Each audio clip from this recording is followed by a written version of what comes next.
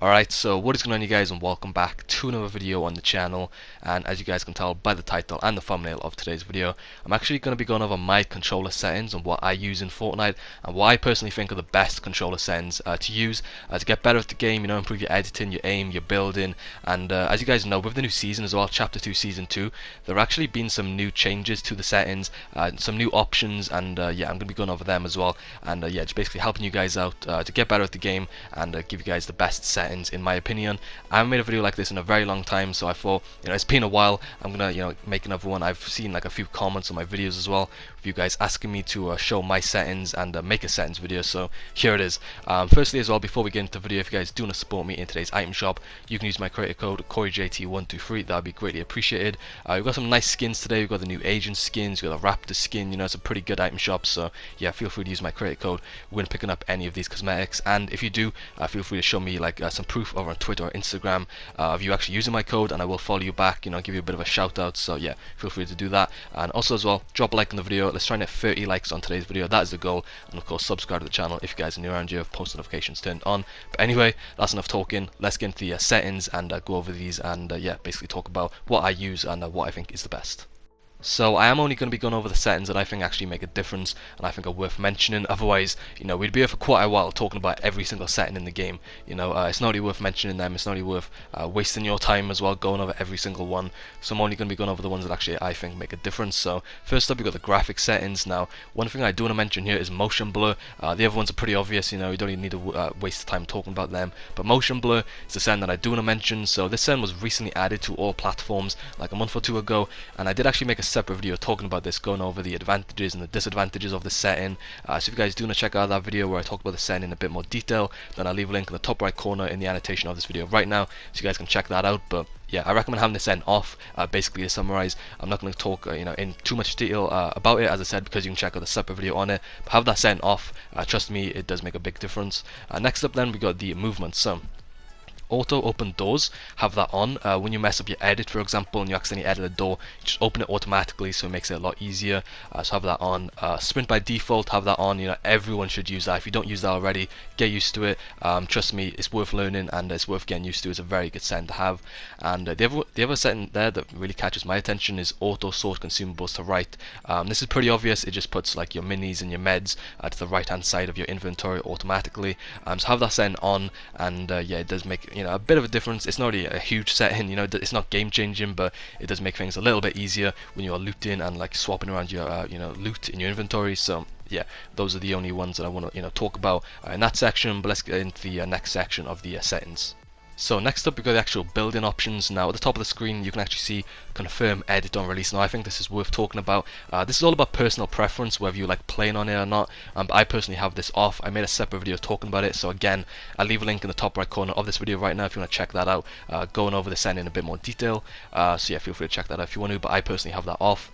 Next up, we've got tap to search, interact in the extra game options. I have that on, so when you're like opening a chest or something, you should have to click square instead of holding it. It makes it a bit easier. And at the bottom of the screen as well, we actually had a replay. So this is basically replay mode. So when you're like playing a solo or a duo game or whatever, and you go into your actual replay footage, this basically, if you have this off, you can't view your replay footage. Now I know you're thinking like, well, I don't really need replay mode. So if you don't think you need replay mode, turn this end off. Trust me, it increases your game performance, like FPS and stuff like that. So I actually have this on because sometimes I use replay mode for like videos and stuff, going into replay mode, getting better angles and stuff. But if you feel like you don't ever use replay mode and you don't think it's worth sacrificing your like game performance for, then I recommend having all the replays turned off at the bottom of the screen.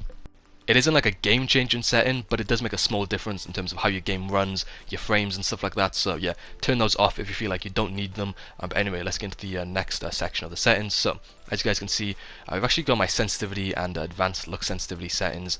So first up at the top of the screen, you can see I've got vibration on. As I said, that's all about personal preference. You can pause the video to have a closer look if you want to. But you can see my build mode, my edit mode. It's 1.6, 1.4, pretty basic. As I said, I'm not really going to be giving you guys settings and saying, oh, you should use this because they're the best, because technically there aren't any best settings in the game. But if you guys do want to apply my settings and then like work around them, adjust them to suit your playstyle, I recommend doing that, because it's not really worth trying other people's settings because it may not work for you, so it's whatever you're comfortable with and what you feel like you play best using, because having a good sensitivity is really important. It can help improve your building, your editing, and it can help you reach your full potential with just getting as good as possible at the game. So yeah, those are my settings there. Let's get into the next sort of sensitivity settings. So here we've actually got a closer look at my advanced look sensitivity and my advanced aim down sight sensitivity on screen. So as I said, you can pause the video and have a closer look if you want to, but these are what I use and I feel like work well for me. So you can apply these settings to yours and work around them to adjust to your playstyle. But yeah, as I said, those are what I use, and they're not going to work for everyone, but yeah, I feel like they work really well for me. I've been using these settings for a while, and yeah, they're really nice, and I'm really comfortable using them.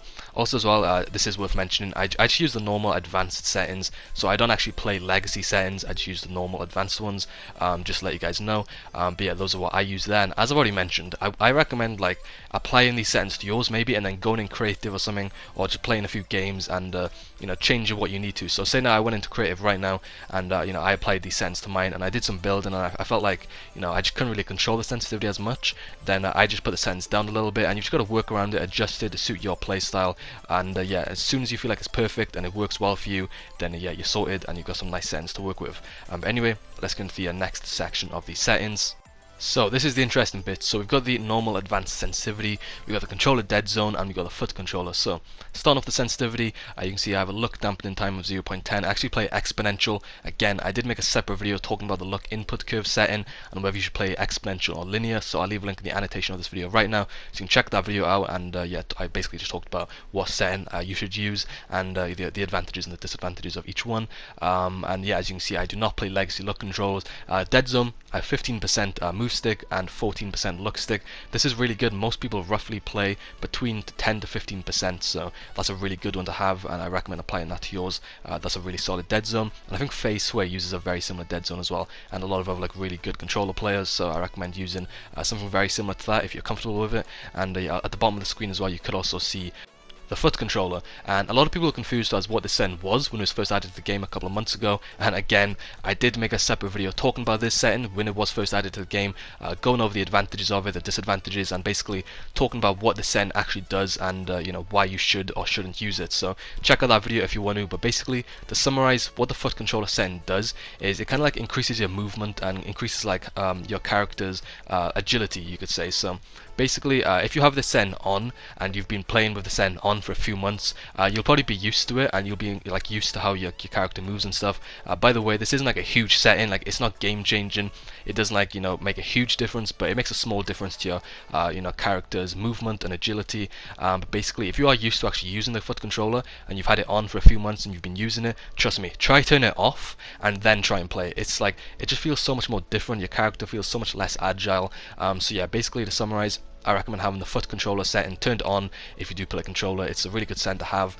And as I said, it isn't a game-changing setting, but it is a small setting that I do recommend turning it on because it can make that small difference. But anyway, let's get into the next section of the settings. So you can see audio. So first up, I want to mention visual sound effects. I recommend having this on. I know some people don't like to have this on because it kind of can be distracting, but it does actually make a huge difference in terms of my performance anyway, because I feel a lot of the time when I'm playing and I see the visual sound effects for footsteps on my screen, a lot of the time I don't even hear them. I only know they're there because of the visual sound effects, and it's probably helped me out so many times. It's probably saved me so many times in game as well, knowing exactly where my opponents are. So I recommend having the visual sound effects on. It's a really good setting to use, but it depends. If you don't really feel comfortable using it, you feel it's distracting, then you don't have to use it. But it's what I'm personally comfortable with, and I recommend you try it out or at least give it a go anyway.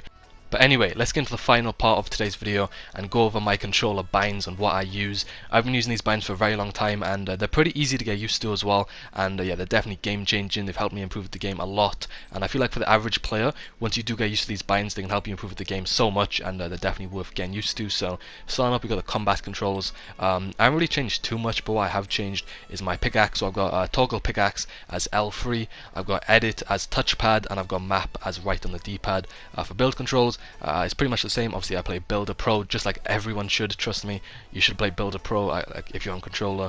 But yeah, those are my build controls. And for edit, again, I've got reset as R1, edit as touchpad and confirm as circles. So yeah, that's pretty much what I use for my edits.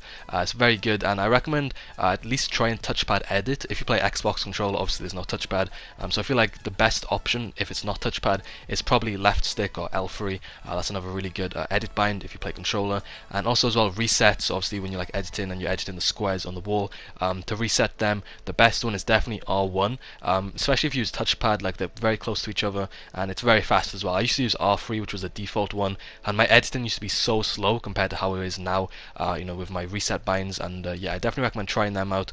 And yeah, hopefully you guys did find this video helpful and informative. As I said, I haven't made a settings video in a very long time. I just wanted to make like an updated one, just to let you guys know what I use and what I recommend you guys do use of Chapter 2 Season 2, and what I think, in my opinion, are the best controller settings. But anyway, thank you guys for watching. Drop a like, drop a sub if you enjoyed, and turn on notifications, and yeah, follow my socials as well, links are in the description, and I'll see you guys in the next one.